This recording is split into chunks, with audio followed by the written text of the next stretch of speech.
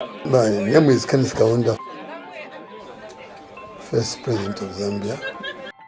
I was born at a place called Lubwa Mission in Chinsali district, northern Rhodesia, today's Zambia. I was born of missionaries. My father was a reverend, my mother was a teacher.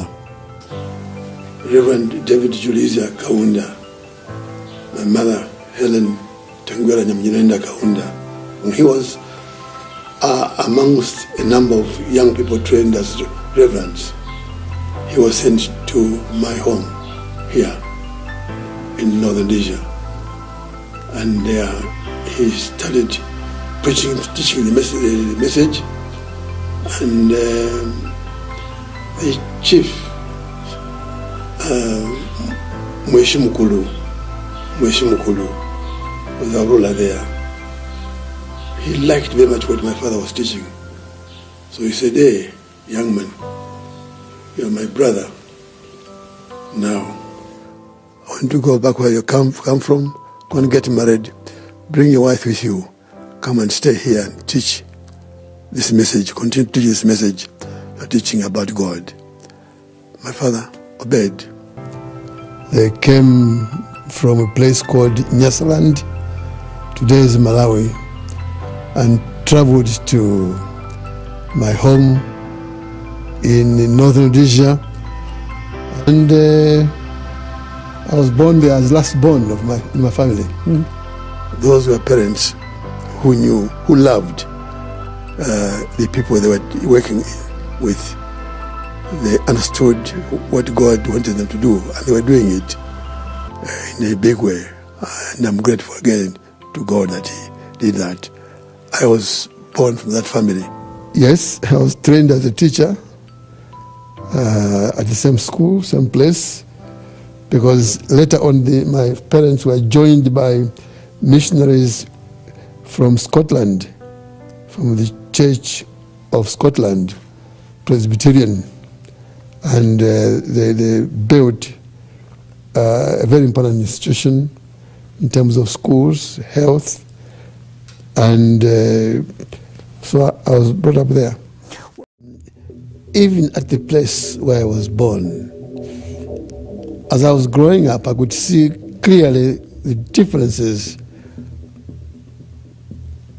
in terms of treatment between my parents and the white missionaries. Yet both were missionaries, but there was a difference in the way they were treated. So I began to talk about such things, and so that place also helped me to try and help build a better society, a society where human beings are human beings. Trained as a teacher, and I worked at my school, my birthplace, as a teacher for some 3-4 years. And I left to go and look for better places, better life. And I visited Tanganyika then, Tanzania today, with 2 of my closest friends. We didn't like it, we went back home. Then I went to to Salisbury, Harare today. Again, what I found there was terrible, so I went back home and worked as a welfare officer for some few months, 9 months, and then went back to teaching. From teaching, again, I didn't like it. I went back home to do farming, cooperative farming. From there, when I was teaching now at this second time, I was already involved in politics, because this was what is called the Copper Belt a very developed area in the northern Rhodesia of our time. And there I got mixed up in politics. We had schools for white people, schools for black people, schools for Indian people of Indian origin. We had schools for coloreds, people called coloreds, the offspring of black and white. So we were a divided country. Hospitals, everything divided. There were places, there were towns where even roads, there were small tarmac roads on which black people could not walk, except the whites. That was the background against which I was brought up, and which made me, when I interpreted the teaching, biblical teaching, do unto others as you would have it do unto you. Love your neighbor as thou lovest thyself. I had to fight against these things. And that's how I joined the political struggle for our independence. It was against this background. I had to go to prison.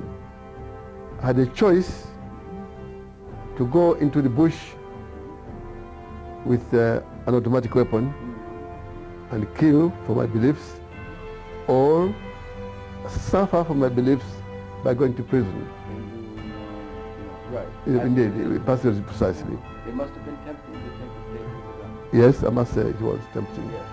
But I found that this was a much better way, and in the end it helped a lot,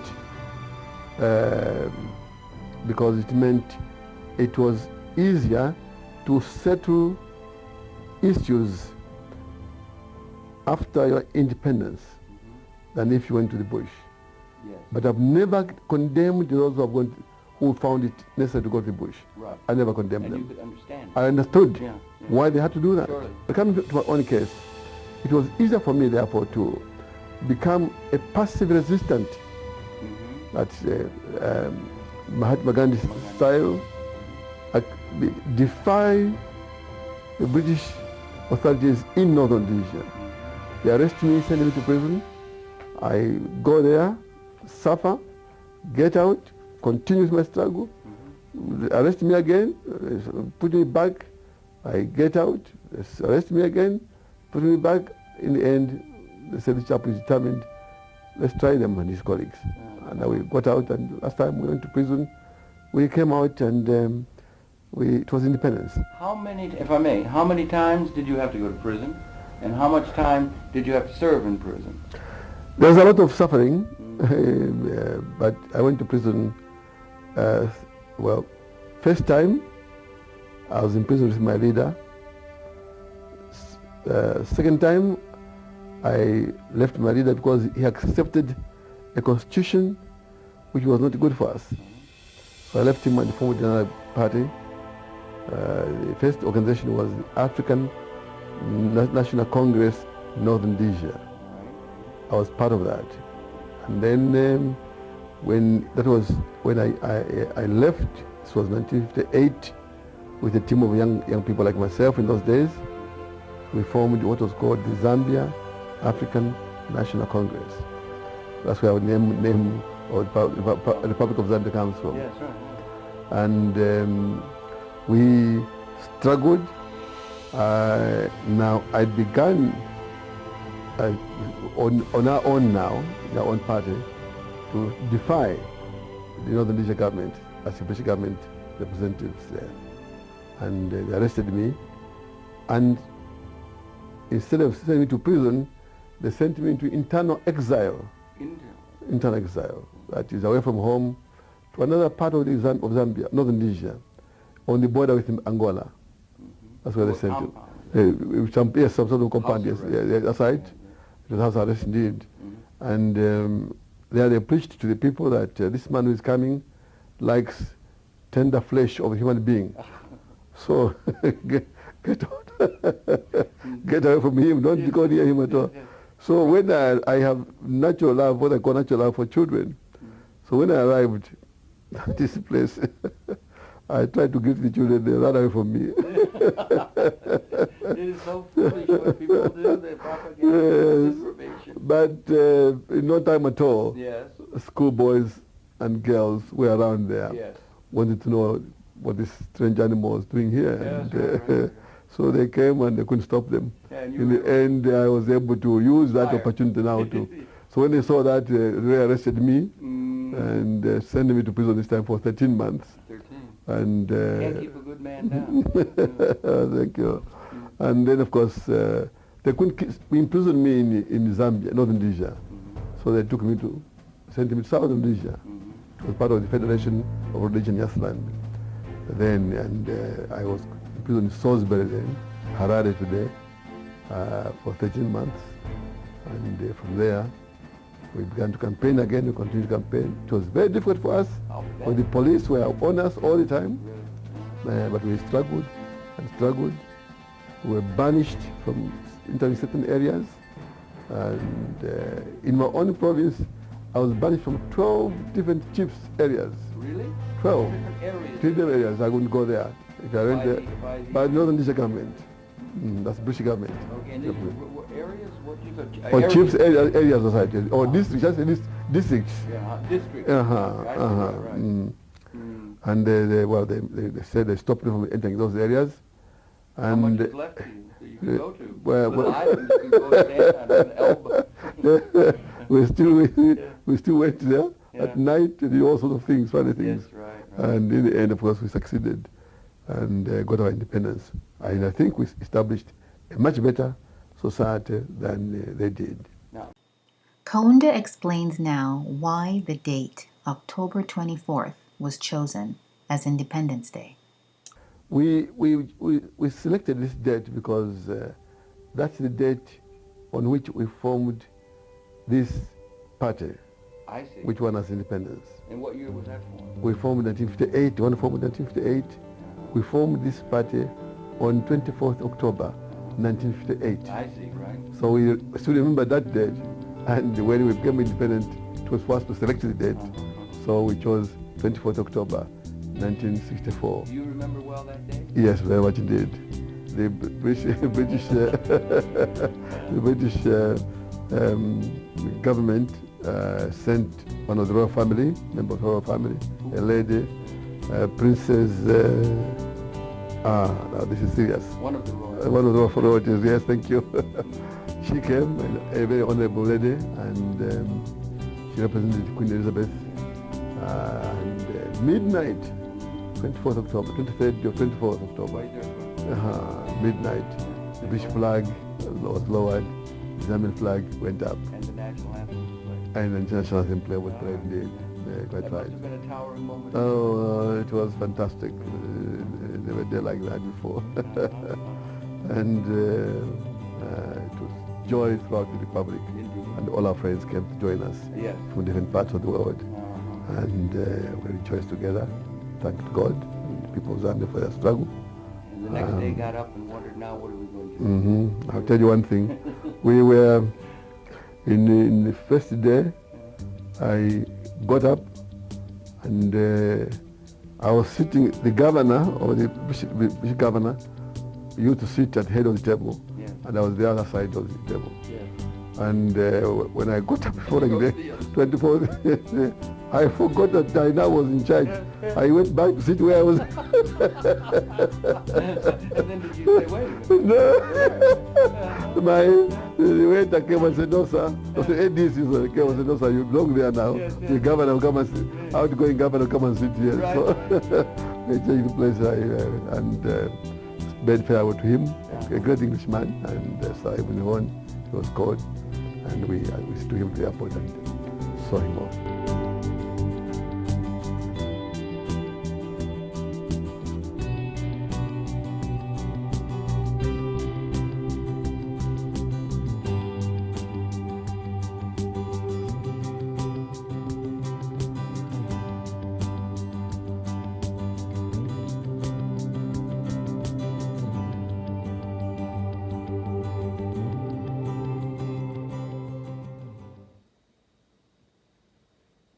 It happens, both the party which I formed after leaving the African National Congress and the African National Congress itself were both struggling against colonialism.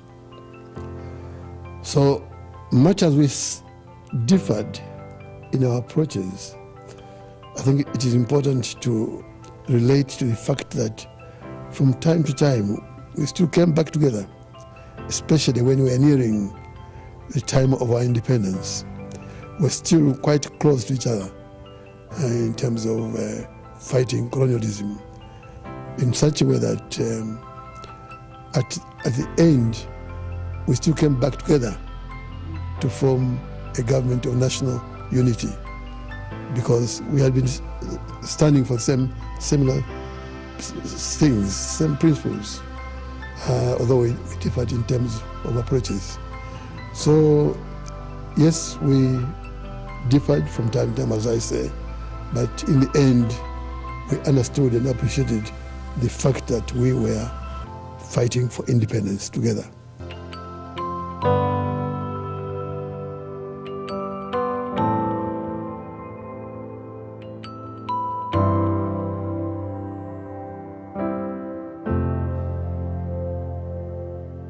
My name is Kenneth Kaunda,